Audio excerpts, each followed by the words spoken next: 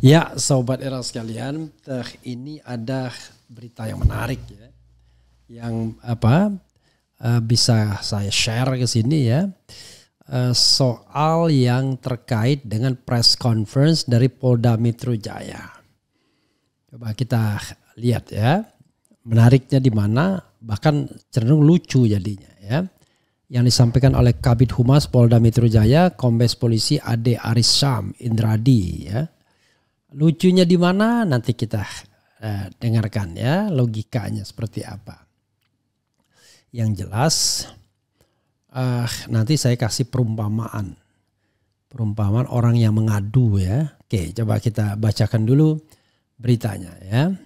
Polda Metro terlapor di kasus tudingan ijazah palsu Jokowi dalam penyelidikan. Penyidik Polda Metro Jaya meminta klarifikasi ex-Menpora Roy Suryo dan Tifauzia Tiasuma alias Dr. Tifa terhadap laporan Presiden RI 7 Jokowi terkait tudingan ijazah palsu. Roy Suryo dan Dr. Tifa hadir memenuhi panggilan penyidik pada Kamis. Kabid Humas Polda Metro Jaya Kombes Polisi Ade Arisham Indradi mengatakan terlapor dalam kasus ini memang masih dalam tahap penyelidikan.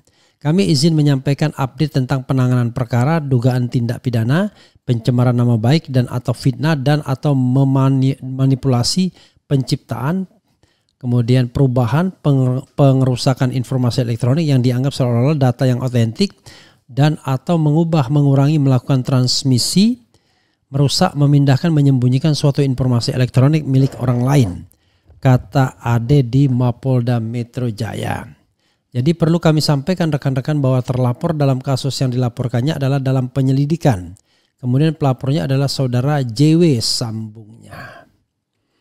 Terpisah, Roy Suryo mengaku dimintai klarifikasi selama 6 jam dan ditanya 26 pertanyaan oleh penyidik Polda Metro Jaya. Proses meminta klarifikasi ini berlangsung sejak pukul 10.15 hingga 14.50 WIB. Alhamdulillah saya sudah diperiksa, total ada 26 pertanyaan yang saya jawab secara detail sepanjang relevan dengan surat undangan klarifikasi dari kepolisian, kata Roy kepada wartawan di Mapolda Metro Jaya. Saya menjawab dengan rinci semua yang ditanyakan sepanjang itu berhubungan dengan surat undangan yang diberikan kepada saya, sambungnya. Lebih lanjut, Roy mengkritik kejanggalan dalam surat panggilan tersebut yang tidak mencantumkan nama pelapor meski laporan resmi telah dibuat. Lucunya, LP itu ada pelapornya tapi tidak ada nama terlapornya. Jadi saya tidak perlu menjawab hal-hal yang tidak relevan. Kalau saya menjawab, jangan-jangan saya jadi saksi terhadap orang yang tidak saya ketahui, kata Roy. Ya, saudara sekalian, itu ya. Jadi menariknya ya, yang bikin kita ngakak itu adalah terlapornya itu belum jelas, belum ditentukan. Memang pelapor menyebut inisial nama-nama dan lain sebagainya, tetapi secara ofisial ya tidak disebutkan ini loh terlapornya. Jadi apa yang ingin saya katakan ya, menariknya adalah saya umpamanya datang ke Polda Metro Jaya. Saya bilang, lapor Pak, saya dihina, saya direndahkan martabat oleh martabatnya. Lalu sebagai penegak hukum saya tanya kepada pelapor, oke, Anda pelapornya sendiri? Ya, oke.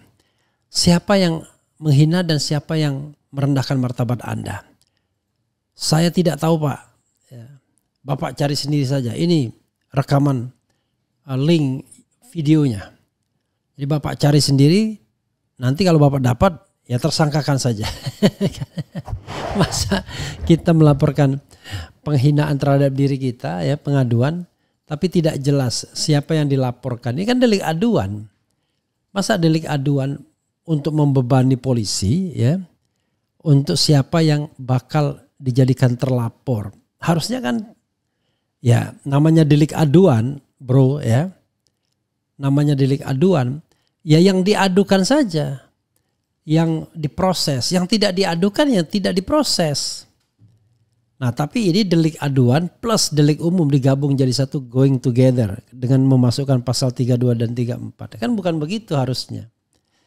Harusnya Pak, saya sudah dihina dan difitnah. Kapan? Ya kan? Tanggal sekian Pak. Jam berapa sekira? ya jam sekian kira-kira, ya sekira.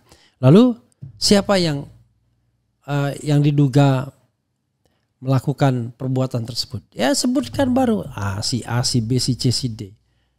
Bukan kemudian cara melapornya adalah saya lapor Pak, saya dihina, saya difitnah.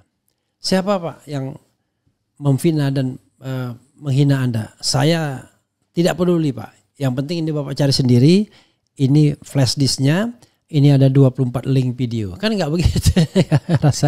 rasanya nggak begitu.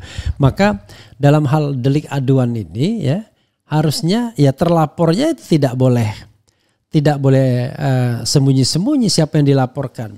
Karena kalau misalnya yang dilaporkan benar Roy Suryo, tiba-tiba Roy Suryo dimintai klarifikasi yang akan menjebak dirinya sendiri, kan jadi tidak adil gitu. Jadi kan tidak adil. Ya kan, benar nggak? Untungnya Roy Suryo cerdas misalnya, tapi yang misalnya Kurnia Trirayani yang sudah kepalang memberikan keterangan, masa dia memberikan keterangan yang akan menjebak dirinya sendiri? Kan tidak boleh begitu. Harusnya kalau memang ditersangkakan, tersangka dia jelas statusnya. Saya saksi, saya tersangka. Kalau saksi saya punya hak ingkar, ya kan? Kalau tersangka saya punya hak ingkar. Kalau saksi saya harus mengatakan apa yang saya lihat, saya dengar, ya, dan saya rasakan. Not more than that. Tapi kalau undangan klarifikasi begini seperti belanja masalah, ya fakta boleh, opini juga boleh. Lalu tidak jelas siapa yang mau dilaporkan itu. Nah di situ ya saya bilang tidak fair atau bilang ngakaknya ya. Walaupun sebenarnya tidak perlu untuk diketawain yang begini, karena begini hal yang sebenarnya praktek-praktek yang menurut saya tidak dalam tata kelola pemerintahan yang baik ya. Masa Jokowi datang mengadu bahwa dia sudah dicemarkan nama baiknya, tapi tidak jelas siapa yang mencemarkan. Kan kacau juga ya. Lalu dia sebut tempus delicti dan locus delictinya, yaitu di Jakarta Selatan lokusnya, tempusnya itu tanggal 26 Maret 2025. Tapi tiba-tiba yang diserahkan itu adalah 24 link video. Ini kan juga kita bertanya-tanya. Apakah 24 link video itu untuk peristiwa yang sama tanggal sekian itu, atau peristiwanya beda-beda? Kalau peristiwanya beda-beda, ngapain dipanggil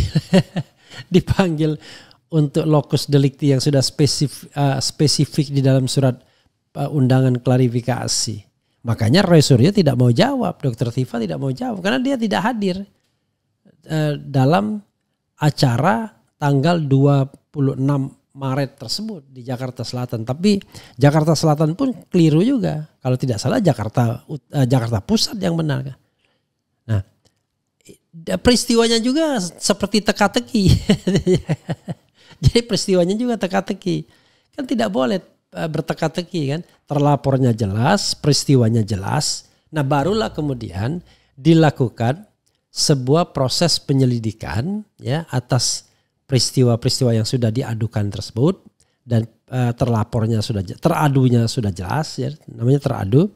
Baru kemudian diproses. Kalau cukup ditingkatkan menjadi penyidikan, kalau tidak ya sudah, tidak jadi diterbitkan surat perintah dimulainya penyidikan ya kan. Jadi saudara sekalian, ini aneh ya. Jadi ya begitulah. Jadi terkesan cari-cari masalah ya. Siapa tahu ada orang yang mau ngaku dan lain sebagainya. Karena yang disasar adalah mengkonstruksikan yang namanya ucapan tentang ijazah palsu itu adalah melanggar hak privasi seseorang dan pencemaran nama baik. Padahal putusan MK sudah mengatakan ya kalau pejabat ya nggak boleh protes karena dia pejabat ya, tidak boleh dia kemudian menggunakan pasal pencemaran nama baik ya, pasal 27A Undang-Undang ITE tersebut. Tapi kalau pasal 310 dan 311 ya kita lihat apakah Roy Suryo dan teman-teman bertindak untuk kepentingan umum atau tidak. Begitu sobat RH sekalian ya. Jadi ya saya kira aneh-aneh juga. Kita kecuali kalau kita bukan delik aduan, sekedar pidana umum, Pak. Sepeda motor saya dicuri, ya kan? Itu kan delik umum sesungguhnya, Pak. Tapi tetap diadukan kan? Nih, sepeda motor saya dicuri, Pak. Oke, oleh siapa? Pokoknya saya nggak tahu, Pak. Jam sekian. Nah itu beda lagi. Tapi kalau misalnya delik aduan pencemaran nama baik, ya kita harus tahu siapa yang kita adukan itu. Masa kita kemudian kasih link video dan kemudian kita nggak mau peduli siapa yang kita adukan. Kan di situ jelas tuh gambarnya siapa aja. Tapi kok seperti berteka-teki atau yang penting pokoknya Anda saya titip nama ini. Pokoknya terserah Anda. Kan nggak bisa begitu ya. Ini kita sedang berdialog ya. Nah, jadi yang benarnya ya dari awal udah ketahuan. Pengadunya siapa, yang diadukan siapa, peristiwanya apa. Karena itu harus satu kesatuan yang langsung. Tapi kalau misalnya yang diadukan atau dilaporkan itu nggak jelas orangnya, ya bagaimana mau diproses? Lalu orang yang diduga itu tiba-tiba diminta undangan klarifikasi, ya diajukan pertanyaan yang bisa menjebak dirinya sendiri. Kan kacau jadinya. Begitu ya logika hukum saya sobat era sekalian ya. Oke. Satu Indonesia jadi tersangka kecuali buzzer. Ya mungkin angin malam yang dilaporin. Kemudian astagfirullahaladzim. Bukti otentik polisi gadungan. Oke. Kami sedang berjalan, itulah akibat dosa-dosa 10 tahun.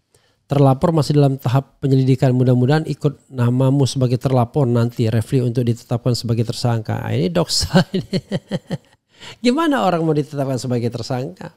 Ya kan? Nggak jelas peristiwa. Jadi itu yang namanya kriminalisasi, cari-cari, ya kan? Itu ya. Mungkin pelapor masih menakar dulu sedalam apa pengetahuan saksi di bidang hukum dan sebesar apa nyali para saksi-saksi ini. Skripsi sudah tidak benar, lembar pengesahan, tanda tangan dan nama pembimbing alat yang digunakan. Mana bisa dapat ijazah? Civitas Akademika UGM harus buka terang benderang. Sambil tes ombak mereka Bang RH, iyalah ya, untuk menilai loyalitas dan kekuatan mereka ya. Tapi kekuatannya tidak genuine karena kekuatannya dilakukan oleh para buzzer. Yang bertanya sedang mencari siapa yang paling lemah dalam membela dirinya dan begitu dapat yang lemah maka dia yang akan dikorbankan. Ya, hanya analisis saja. Kejujuran Mbah Kasmujo hanya sebagai asisten dosen menghancurkan skenario Jokowi. Lapor Pak, buzzer belum makan. Yang mana buzzer belum makan? Enggak tahu Pak, Bapak cari aja yang bacotnya paling gede. Itu biasanya buzzer kelaparan. Ya enggak gitu juga ya. Salam terus Mamang RH dan tim TPUA, salam akal sehat. Pengacara Pak Jokowi membawa barang bukti. Cuma biarkan polisi yang meliti karena dipraduga tak bersalah. Bukan main nuduh sembarangan seperti para sakit hati. Ya Allah. Orang kalau yang namanya melaporkan pencemaran nama baik itu jelas alamatnya, bukan main tebak-tebakan bro. Kalau nyuruh polisi ya kan mencari siapa yang tertuduh, itu namanya bukan delik aduan, itu delik umum. Anda mau ngadu atau enggak? Karena delik aduan itu kalau Anda tidak lakukan pengaduannya batal dia. Ya kan? Jadi delik aduan itu peristiwa dan orang itu harus satu kesatuan. Saya ngadukan ini, orang ini, peristiwanya ini. Kan begitu. Tidak bisa saya hanya mengadukan peristiwa saja tapi tiba-tiba orangnya goib, orangnya gelap. Kan nggak bisa begitu ya. Begitu saja saudara sekalian ya. Saya sekali lagi mudah-mudahan apa yang saya sampaikan bermanfaat. Wassalamualaikum warahmatullahi wabarakatuh. Keren, cadas, ciao.